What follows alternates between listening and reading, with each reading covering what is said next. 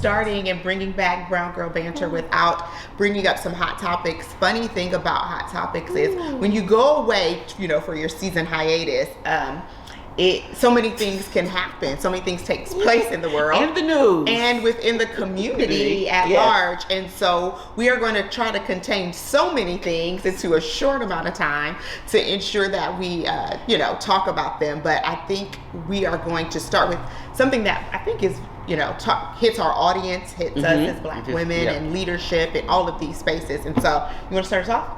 Yeah, just talking about I would say the plight of Black women, and then now it's like the plight of Black women in academia. So I'm sure that you have heard or seen or read or had some discussions with some of your friends around the resignation of Harvard's first woman African-American president. Yes. Had the shortest tenure. And it's like really something like, we get in positions, we get in positions and then we are a pet. Like they they put her in that position because evidently she had the education, she had the skills, she had the talent, she had the credentials, she had everything. And it's not like they didn't vet her. Because Harvard vetted her. Right. One, because she was already a professor at Harvard. So it's not like you didn't know that, what ended up getting her ousted was some charges of some allegations. Because that's what it was. Around plagiarism. But, the first setup was when she had to testify in front of Congress over some things about Harvard's way around anti-Semitism, that. So that's, that started. And the whole thing is like, did her people prep her to start this journey of dissent? Did they, because they just didn't, she didn't go in unprepared. No. It's like when a president goes into a debate. Right. She, whoever, have people that work for them to make sure that they know what to say, how to say it, to keep, to keep it at a pace where it won't be as much pushback, fallback. But it's a person that drives behind all of this, which is a conservative activist that is really, he's after critical race theory and all of that. He's pushing these laws. So she became a target. Easy. Low-hanging fruit at that. Yes. Honestly. It was very, because like I said, for them to force her to resign over plagiarism. Yeah. So and some of the people that are help pushing it are people that look like her. So that's another conversation. And when your own come after you, who are having the allegations, have a history of plagiarism as well. And your husband comes out and says, "Oh, everybody makes mistakes." Yes, after the fact. So it's hard. It is. And I feel so like I'm minimizing it by just using the words "it's hard," because it's hard to show up as your most authentic self, or even maybe not as your most authentic self, and still be accepted, to still feel like you are wanted, and to be taken seriously and respected in spaces. And so she goes in to do her testimony, to tell about her stance, and I don't know if she could have said anything. Was there a right answer? Was there anything she could have said that would have gotten her praised and said that, well done, she really went up there and that testimony was amazing? I don't think there was anything that she could have done, because my belief about racism is that it is a systematic thing. Yes, it's a systematic And so if it is in the system, there was no way that she had an opportunity. It was nothing she could have done. No. Which is so unfortunate. Yeah. And the crazy thing is, okay, you force her to resign from president, but she still is able to be a professor. Of course she can, because at your university. Mm-hmm. Because she was going to take them to task and sue the mess out of them, I'm sure. But so make that make sense. So you gonna give me so evidently if I plagiarize something, I shouldn't be able to teach and educate your students on and grading their paper using APA version 7 or whatever. Which one we're on. Because evidently I operated in not with integrity. Yes, but that is not the case.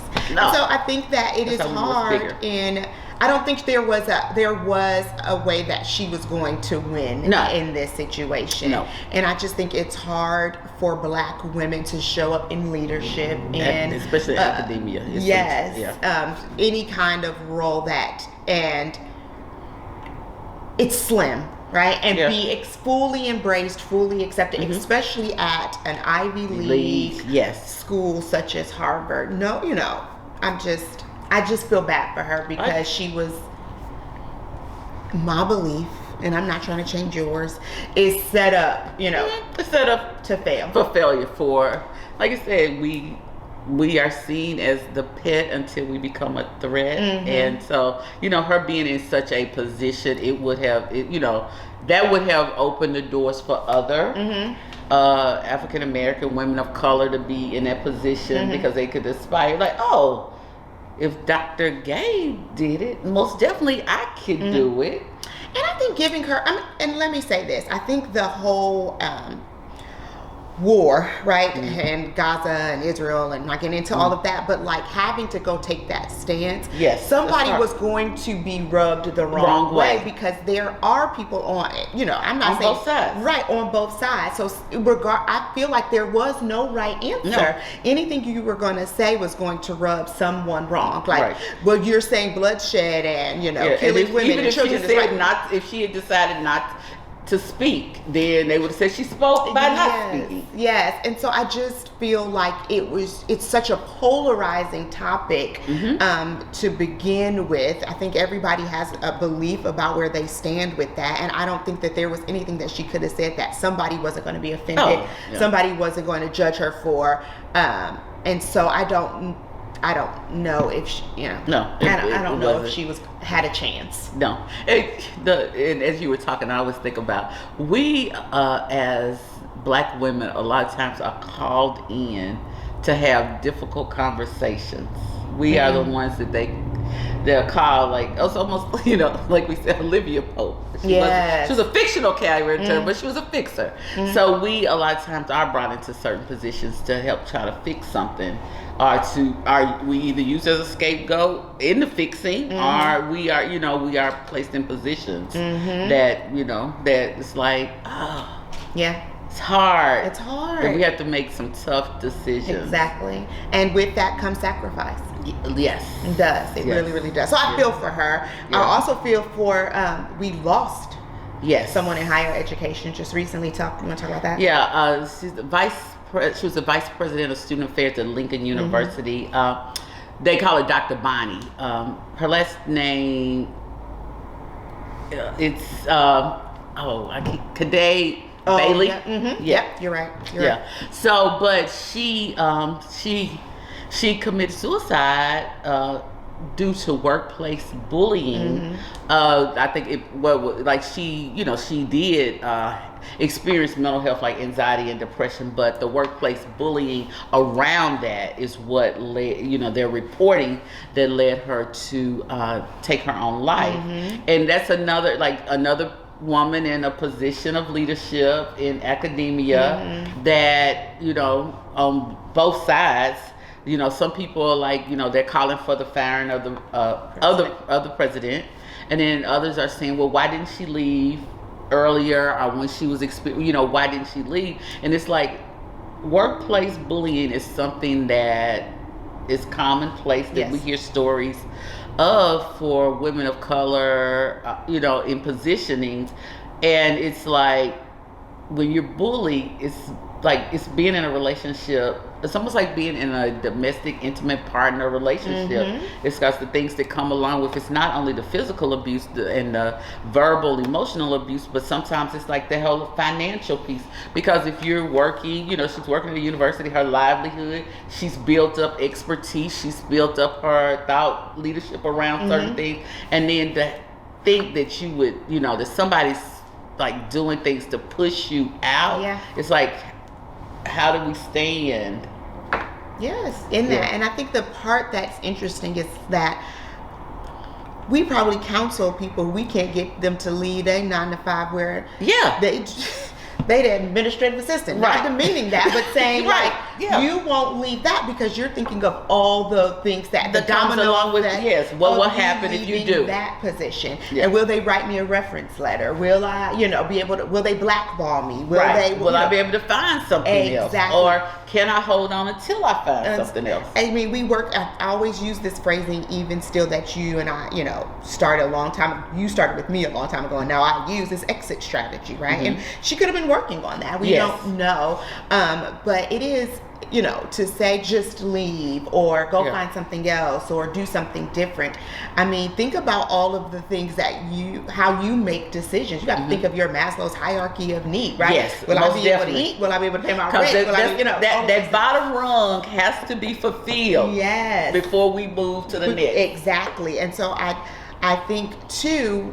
I don't know about you, but what I often hear is I have to often tell my clients, especially my women of color, take off the cape, right? Because you're expected to be, even in a subconscious way, strong, can manage it, can, it's okay, I can treat you and, talk to you like this. And, because we rarely show emotion or that we feel defeated. Or when we show emotion, that we're not good enough. You're not strong enough, you're supposed to be able to take this. Yes, it's such a false narrative that we internalize. Yes. And so then it's like, well, is something wrong with me? You don't know the narratives that people are saying to themselves before they actually make a transition or make a move. And then you add a diagnosis that's already anxiety and depression, which are diagnoses that are common to African American women, most definitely because of a lot of times being the strong black woman, are having to wear the cape, the perception that you need to have to wear the cape, are being like when you're the first at things. I was just gonna say identity too. Yes. And it's it's so much internal and external pressures that we put on ourselves, but also society puts on us. And so being, a woman in leadership in academia, there's a lot that comes along with that. Exactly. I mean, and I'm out of higher ed, so I don't really know, but when you say in higher education, a lot comes with that. Tell me a little bit more. What do you mean by that? It's the expectations. Okay. Especially when you're leading, because I teach at a university, and it's there's expectations that are placed on you to make sure that you meet these requirements for grading, for meeting with your students. And then also, it's not only from the people that that's over you, the leads and things like that, but also expectations from students. Because students have this expectation that you sometimes are supposed to be available at their beck and call. I remember that. It's I need, if they think they should have gotten one grade and you grade them against the rubric. And so then you're like, oh, okay, you got the grade that, I went, through this to make sure that I gave you a grade, and that I'm equitable across, that we're equitable across the thing. But in academia, there's some spaces that you see a lot of people of color. So if you take the HBCUs, you may see more. But then at private white institutions or public white institutions, it may be less number of people of color in positions. So like, you know, your professorships or your department heads. Okay. So it's like it comes with some things, because we know education is something that we push as a way to get ahead in society, because no one can take away from you what, you know, the education Yes, and it becomes part of your identity too. Yes. Got it. So I think that is something to think about. I mean, I work with educators, not in university level, but kind of lower, like secondary or whatever that's called, schooling. Secondary. Yeah, and so they, you know, give me their stories too of being principals and assistant principals and things and like expectations that. with And that. expectations that come along with that. So, you know, first thing we'll probably always tell you is check your mental health.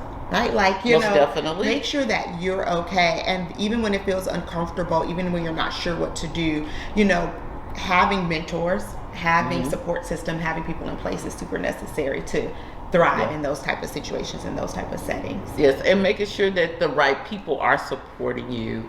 A friend of mine, she just applied to a doctoral program. Something that I liked, one of the questions they had them, or a plan that they had to create is like, who's your safe support system? Because that matters. They were clear, like, who is your safe support system? And I was like, oh, that was good, because she has to be very aware and ask people, are you going to be safe, you know, and will you support me through this?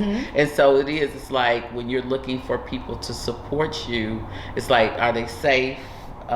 And are they going to be supportive? And then the whole thing too is like, what are their stance and views around mental health and mental illness?